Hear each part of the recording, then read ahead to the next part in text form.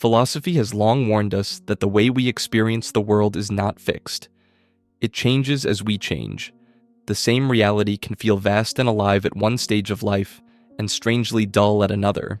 Thinkers like Martin Heidegger argued that modern existence slowly distances us from authentic experience, not through catastrophe, but through routine, familiarity, and silent conformity.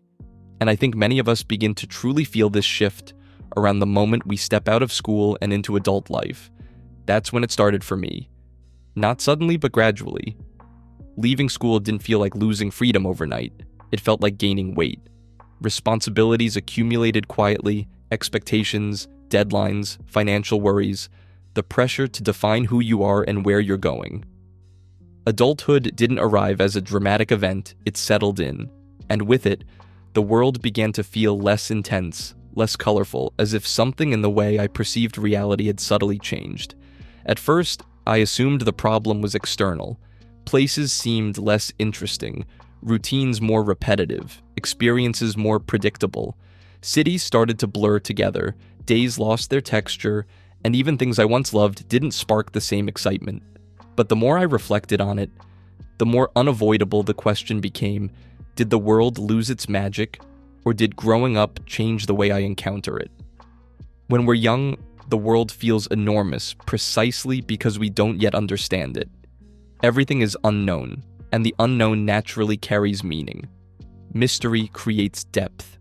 New places, new stories, new games don't need to prove themselves, they simply exist, and that's enough to captivate us. Wonder is effortless because ignorance in this sense is fertile ground for imagination. As adults, familiarity slowly replaces wonder. We begin to recognize patterns everywhere.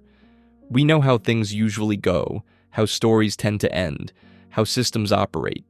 This knowledge offers safety and control, but it also flattens experience. Heidegger described this condition as das Man, the they, where life is no longer something we actively engage with, but something we move through according to established norms, expectations, and routines. In that state, we don't truly experience the world, we manage it. We don't encounter things openly, we categorize them. And once life becomes something to be optimized rather than explored, it's no surprise that it starts to feel dull. Not because meaning has disappeared, but because meaning no longer reveals itself without effort. Yet this realization doesn't have to be bleak. If anything, it points toward a quiet responsibility. If the magic of the world no longer presents itself automatically, perhaps adulthood isn't about losing wonder, but about learning how to reclaim it consciously. Not by going back to who we were, but by choosing how we engage with the world now. As we grow into adulthood, technology quietly reshapes the way we relate to the world, not in a dramatic or openly harmful way, but through convenience. Information becomes instant, access becomes unlimited, and waiting, once a natural part of anticipation, almost disappears. At first, this feels empowering, but over time, something subtle happens. When everything is available at all times, very little feels truly special. The philosopher Byung-Chul Han describes this condition as the terror of the same, a world where difference slowly erodes, not through force, but through optimization. Algorithms show us what we already like. Platforms recommend what feels familiar, and instead of encountering the unexpected, we are gently guided back into what is safe, predictable, and efficient. Novelty still exists, but it's carefully packaged and endlessly replicated. This shift becomes especially visible in entertainment, and games are one of the clearest examples. When we were younger, a new game felt like an event. Not just because it was fun, but because it represented entry into a new world. You didn't know exactly what awaited you. You explored slowly, sometimes getting lost, sometimes failing, and that uncertainty was part of the magic. Today, most big-budget games feel different. Not necessarily bad, often technically impressive, but designed to minimize risk. Mechanics are familiar.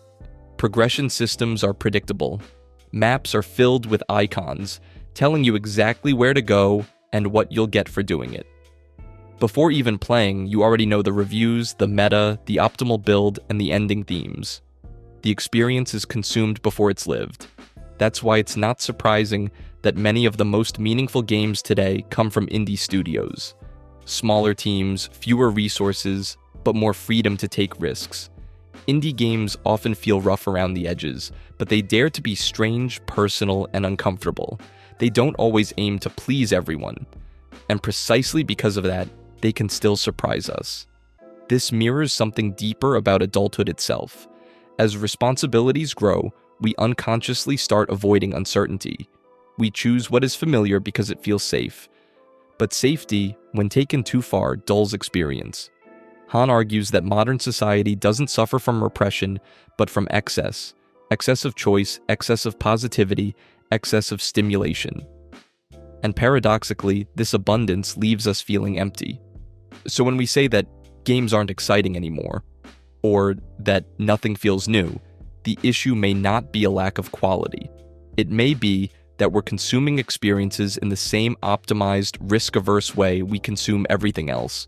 We don't give things time to unfold. We don't sit with discomfort. We rush toward efficiency. Yet this isn't a dead end. The continued existence of meaningful indie games shows that depth is still possible. Surprise hasn't vanished. It just no longer comes from the mainstream. And maybe the same applies to life. Maybe excitement isn't gone. Maybe it now lives in smaller places, quieter experiences, and moments that demand patience rather than instant gratification. At some point, life stops feeling like something we live and starts feeling like something we manage. Responsibilities don't just take time, they take mental space. Work, studies, money, future plans, social expectations, everything begins to demand attention at once. And without realizing it, we start evaluating our days, not by how meaningful they felt, but by how productive we were. Byung-Chul Han describes modern individuals as achievement subjects. We are no longer controlled from the outside. We control ourselves. We push, optimize, improve, and measure everything. Even rest becomes strategic. Even hobbies need justification. If something doesn't lead to growth, income, or measurable progress, it starts to feel like wasted time. This mindset slowly reshapes how we see the world. Moments stop being experiences and turn into tasks. Free time becomes a resource to allocate efficiently. And when life is filtered through performance, it loses its ability to surprise us. Wonder requires openness, but performance demands control. You can't truly be moved by something if you're constantly evaluating its usefulness. Games offer a clear mirror of this shift. Many of us no longer play just to play. We chase completion percentages, optimal builds, ranked systems, achievements, efficiency. We min-max fun out of the experience. And while this can be satisfying in the short term, it often drains the sense of immersion that once made games feel alive. What was once exploration becomes execution. The same thing happens outside of games. Traveling becomes a checklist. Social interactions become networking. Even self-improvement becomes a competition. And under this constant pressure to perform, the world starts to feel less like a place to exist and more like a system we must constantly navigate correctly. Han argues that this leads not to fulfillment but to exhaustion. Not the kind of tiredness that comes from meaningful effort, but a deeper fatigue. One that dulls emotion and flattens experience. When everything is about output, there is no space left for contemplation. And without contemplation, nothing truly sinks in, but this isn't an argument against responsibility. Adulthood requires it. The problem is when responsibility becomes identity. When productivity becomes the measure of our worth, we slowly lose touch with the parts of ourselves that experience joy without purpose. The parts that can sit with something just because it feels interesting. And maybe that's why so many things feel unexciting today. Not because they lack value, but because we approach them with a mindset that leaves no room for enchantment. To feel wonder again may not require escaping responsibility, but learning when to loosen its grip. There's a strange moment that happens when you travel far enough. You realize that distance no longer guarantees difference. You step into a city on the other side of the world and recognize it instantly. The same brands, the same stores, the same cafes, the same clothes. The language may change, but the landscape feels familiar, and familiarity, once again, dulls impact. Globalization promised connection, efficiency, and accessibility, and in many ways it delivered. But it also introduced a quiet trade-off: standardization. Cities optimized for tourism, commerce, and global markets slowly lose their edges. Local irregularities are smoothed out. What remains is something functional, recognizable, and easy to consume. Philosophically, this reflects what Byung-Chul Han calls the disappearance of the other. Difference becomes inconvenient. Strangeness is treated as friction. Instead of encountering something truly unfamiliar, we are presented with variations of what we already know. And without the presence of the unfamiliar, experience loses depth. This sameness doesn't just affect places, it affects us. When environments stop challenging us, we stop paying attention. We move through spaces on autopilot, guided by habits and expectations. Travel becomes visually stimulating but emotionally shallow. You see everything, yet nothing truly stays with you. The same logic appears in entertainment and culture. Movies follow templates. Games rely on proven mechanics. Music is engineered for algorithms. Creativity becomes risk management. And while quality still exists, it's often buried beneath layers of predictability. The world feels polished but lifeless. Yet it's important to be precise here. The problem isn't comfort itself. Comfort can be humane. The problem is when comfort becomes the highest value, when efficiency replaces expression, when uniqueness is sacrificed for scalability. A world designed to offend no one rarely moves anyone. This explains why moments of genuine difference feel so powerful when they do appear. A strange indie game, a small cafe run by someone who clearly loves what they do, a conversation that doesn't follow social scripts. These moments stand out because they resist uniformity. They remind us that depth still exists, it's just no longer dominant. And maybe that's the point. If sameness is the default of modern life, then meaning now lives in exceptions.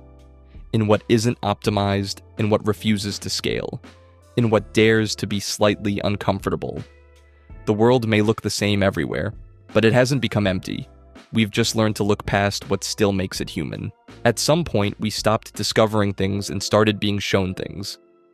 Algorithms quietly stepped in as mediators between us and the world. They promised relevance, personalization, and comfort, and they delivered exactly that. But relevance comes at a cost. When everything we see is filtered through what we already like, our world doesn't expand, it contracts. Byung-Chul Han argues that modern society no longer suppresses individuals, it overwhelms them. We are flooded with content, opinions, images, and stimulation, all carefully tailored to keep us engaged. And engagement feels like participation, but it isn't the same as experience. We scroll endlessly, absorbing fragments, but rarely allowing anything to truly sink in. This constant repetition reshapes not only our tastes, but our sense of self. We begin to define who we are by what we consume, what we like, what we agree with. The algorithm reinforces this identity by feeding it back to us over and over again. Different ideas become rare encounters. Discomfort becomes something to avoid. And slowly, without noticing, we become predictable to the system and to ourselves. The result is a strange emotional numbness. When everything is instantly available and endlessly replaceable, nothing feels precious. We move from one piece of content to the next before the previous one has even settled. Depth requires time, but algorithms reward speed. And without depth, excitement fades into noise. This also explains why it's becoming harder to feel genuinely moved by things. Not because they lack quality, but because we rarely give them the silence and attention they require. A game, a film, a book, even a conversation competes with dozens of alternatives at every moment. Commitment feels risky when there's always something else waiting. Yet this system isn't absolute. Algorithms shape our environment, but they don't fully determine our choices. The moment we intentionally slow down, seek something unfamiliar, or stay with an experience longer than comfort allows, we step outside the loop. Meaning often begins exactly where recommendation ends. And maybe that's one of the quiet truths of adulthood. If we don't choose what we pay attention to, something else will choose for us. Excitement doesn't disappear because the world lacks it. It disappears when our attention is constantly fragmented. To feel something deeply again may require less stimulation, not more. There's a quiet grief that comes with growing up. Not because life becomes meaningless, but because it stops being simple. We lose a certain kind of innocence, the kind that allowed us to be amazed without effort. And it's tempting to see that loss as permanent, as proof that excitement belongs only to youth. But that interpretation misses something important. The philosopher Friedrich Nietzsche spoke about different stages of the human spirit: the camel, the lion, and the child. The camel carries weight, responsibility, and duty. The lion rebels, questioning imposed values. But it's the child, not the naive child, but the reborn one who creates meaning anew. The child represents play, creativity, and the ability to say a genuine yes to life again. Adulthood often traps us between the camel and the lion. We carry responsibilities and we criticize the systems that exhaust us, but we rarely allow ourselves to return to play. Play begins to feel irresponsible, unproductive, childish. And yet, play is not the opposite of seriousness. It's the source of renewal. This is why certain experiences still break through the numbness. A game that doesn't try to optimize your time, a story that lingers instead of rushing to impress, a creative project done for no reason other than curiosity. These moments don't make us younger. They make us more alive. The problem isn't that we grew up. The problem is that we stopped granting ourselves permission to engage with the world openly. Maturity doesn't require emotional closure. Wisdom doesn't demand detachment. In fact, the deepest experiences often require vulnerability, the willingness to be affected again. Excitement changes shape as we age. It becomes quieter, slower, more subtle. It no longer screams for attention. It waits. And if we're constantly rushing, measuring, optimizing, we walk past it without noticing. Growing up doesn't have to mean growing empty. It can mean trading shallow intensity for depth. Trading constant novelty for meaningful presence. The challenge isn't to feel like we did when we were younger, it's to feel honestly where we are now. Yet this system isn't absolute. Algorithms shape our environment, but they don't fully determine our choices. The moment we intentionally slow down, seek something unfamiliar, or stay with an experience longer than comfort allows, we step outside the loop. Meaning often begins exactly where recommendation ends. And maybe that's one of the quiet truths of adulthood. If we don't choose what we pay attention to, something else will choose for us. Excitement doesn't disappear because the world lacks it. It disappears when our attention is constantly fragmented. To feel something deeply again may require less stimulation, not more. If the world feels less exciting today, it doesn't necessarily mean that something went wrong. It may simply mean that life is no longer trying to impress us. The mystery that once surrounded everything has faded, but in its place, something else becomes possible. Intention. Meaning no longer appears by accident. It appears through choice. We live in a time of comfort, access, and abundance, but also repetition, speed, and sameness. Technology, algorithms, and responsibility have reshaped how we experience reality. They've made life easier, safer, and more predictable, and in doing so, they've quietly removed many of the moments that once forced us to slow down, struggle, and truly feel present. That loss is real, and it's worth acknowledging, but it isn't the end of depth. It's an invitation to relate to the world differently. When excitement stops being automatic, it becomes something we cultivate. Not by chasing constant novelty, but by choosing where we place our attention. By allowing ourselves to engage deeply instead of efficiently. By making space for things that don't immediately reward us. This is why meaning today often hides in smaller places, in a game that takes risks instead of following trends, in a conversation that doesn't need to go anywhere, in a walk without a destination, in moments where nothing is optimized, recorded, or shared. These experiences don't announce themselves loudly, they ask to be noticed. The world may feel familiar, but familiarity doesn't have to mean emptiness. Wonder doesn't disappear with age, it changes form. It becomes quieter, more fragile, and more dependent on care. And maybe that's what growing up really asks of us, not to recover the magic we lost, but to protect the one that still exists. If nothing feels exciting anymore, perhaps it's not because life has nothing left to offer, but because it's waiting for us to slow down enough to actually receive it.